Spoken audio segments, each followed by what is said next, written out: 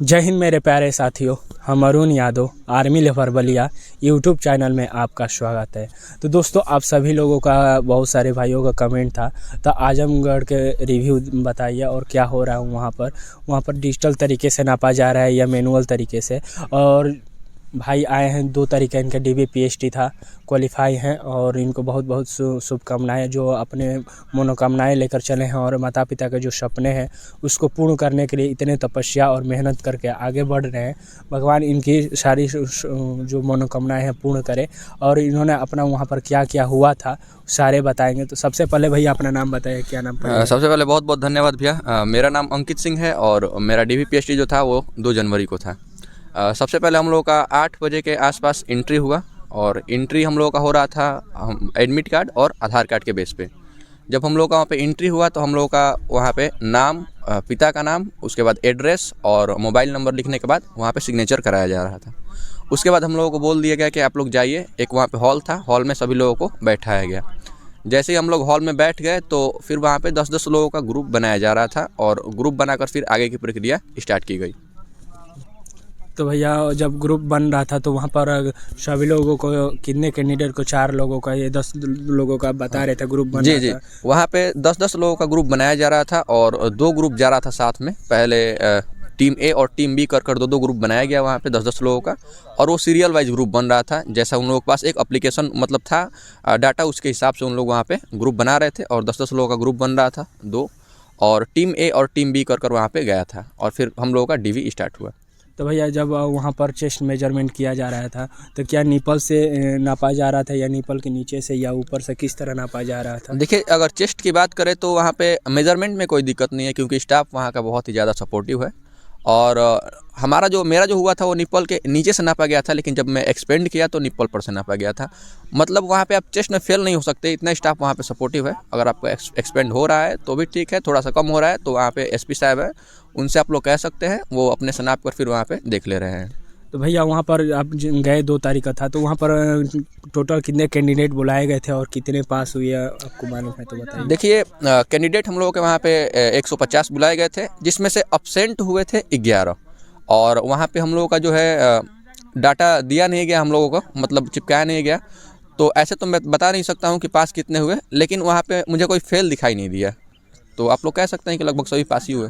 जो कैंडिडेट का मतलब कोई मिस्टेक है भैया, और तो उन लोगों के क्या ले एफिडेविट अनिवार्य है या क्या कोई संशोधन पहले से ही करके ले जाए, क्या है भैया? जी, ऐसे कोई नॉर्मल मिस्टेक होता है, एफिडेविट का कोई काम नहीं है, लेकिन आप लोग एफिडेविट अपने लिए बनवा लीजिएगा और एफिडेविट बनवाने के साथ उसका एक आप लोग फोटोकॉपी भी लेकर चले जाइएगा, ठीक है? क्योंकि दोनों वहाँ पे मांग रहे थे, फोटोकॉपी भी और एफिडेविट भी। और वहाँ पर बहुत दूर दूर से वहाँ पर आजमगढ़ जा रहे हैं, क्या अंदर रहने की व्यवस्था और खाने पीने का ये सारा सामान मिल रहा है क्या, या बाहर से लेकर जाना पड़ रहा है या वक्त दिया जा रहा है? देखिए, आप लोग बाहर से ही लेकर जाएंगे खाने के लिए तो अच्छा रहेगा, क्योंकि अंदर आप लोगों को वहाँ पे कुछ मिल नहीं रहा है। हाँ, कैंटीन है, 40 रुपये के आसपास, 40 रुपये ले रहे थे, खाना दे रहे थे वहाँ पे, लेकिन डेली मिले खाना ये कोई ज़रूरी नहीं है। तो आप लोग अपने से ही लेकर जाइए, एक टाइम का नहीं 2 टाइम का खाना लेकर जाइए, क्योंकि सुबह से 8 बजे के आसपास एंट्री हो रहा है और लगभग 3:30-4 बजे वहाँ पे हम लोगों को छोड़ रहे हैं। तो इस बीच आप लोगों को वहाँ पे कुछ मिलेगा नहीं चाय के अलावा, अगर वो भी मिल जाए तो। ऐसा मतलब कोई कैंडिडेट भैया आपके सामने प्रस्तुत हुआ था जिसका PhD 31 दिसंबर या 30 दिसंबर का था और उन्होंने उस समय रिपोर्टिंग नहीं की, बाद में 2 तारीख को रिपोर्टिंग की, या क्या ऐसा है क्या? नहीं, एक लड़की वहाँ पे आई थी तो उसका रिपोर्टिंग मतलब वो कर दी थी। डॉक्यूमेंट में थोड़ा उसका कमी था तो उसको अलाउ किए थे 2 तारीख को।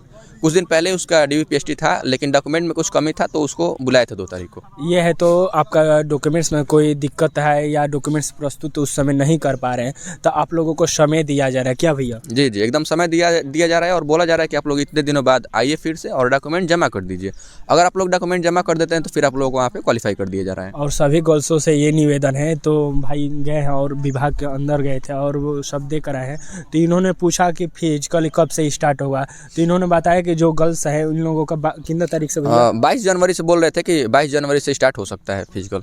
तो सभी गर्ल्सों से निवेदन है तो आप लोग अपने फिजिकल को हमेशा बरकरार रखिए और हमेशा रोज़ रनिंग करते रहिए। यदि आप बलिया से हैं तो आकर यहाँ पर मॉर्निंग टाइम में 6 बजे से गर्ल्स रनिंग करती हैं, उसमें भी आप पार्टिसिपेट कर सकते हैं।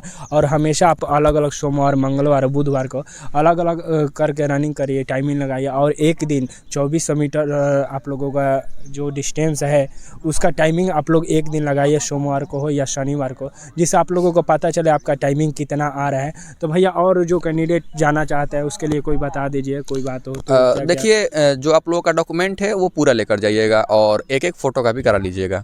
और वहाँ पे आप लोगों का जो फ़ोटो है वो एक तो आपका एडमिट कार्ड पे रहेगा और उसके बाद 3 आप लोग एक्स्ट्रा फ़ोटो ले लीजिएगा, क्योंकि 3 वहाँ पे जो है फाइल में लगा रहे थे, तो इतना सब आप लोगों को फ़ोटो लेकर जाना है। और अगर आप लोग एक्स्ट्रा फ़ोटो ले लेते हैं तो कोई वहाँ पे बात नहीं है। बाकी जो आप लोगों का जितना भी डॉक्यूमेंट है वो सभी डॉक्यूमेंट का आप लोग एक एक फ़ोटोकॉपी ज़रूर करा लीजिएगा। मैं डॉक्यूमेंट के बारे में बता देना चाहता हूँ कि सबसे पहले मुझसे मांगा गया था, मैं अपना बताता हूँ। एडमिट कार्ड मेरा लिया गया था, जो DVPST का एडमिट कार्ड है। उसके बाद एप्लीकेशन फॉर्म लिया गया था। एप्लीकेशन फॉर्म लेने के बाद आधार कार्ड लिया गया था। 10th और 12th का मार्कशीट लिया गया था, मतलब उसका फ़ोटोकॉपी। और उसके बाद निवास प्रमाण पत्र, और फिर उसके बाद मेरा EWS था तो EWS और EWS का घोषणा पत्र, मतलब इनका फ़ोटोकॉपी लिया गया था। और लेने के बाद उसका एक फ़ाइल अटैच कर दिया गया था। फिर अंदर हम लोगों को भेजा गया था DV कराने के लिए। तो दोस्तों ये सारे जानकारियाँ जो आप लोगों को जानना चाहते थे सारे भाई आपको सामने प्रस्तुत हो गया और सारे अपने बातों को रख लिए। तो यदि कोई दोस्तों डाउट हो तो आप लोग बताइएगा, मैसेज करिएगा, सारे भाइयों को रिप्लाई देने का सबको कोशिश करेंगे। और सबका और दोस्तों आप लोगों का ये भी बताइए तो बलिया में आप लोगों का PST कब है, किस तारीख को, क्योंकि हम आते रहते हैं वहाँ पर, आप लोगों से मिल सके और आप लोगों का भी यहाँ पर रिव्यू लेकर वीडियो अपलोड कर सके। आप सभी भाइयों को जय हिंद।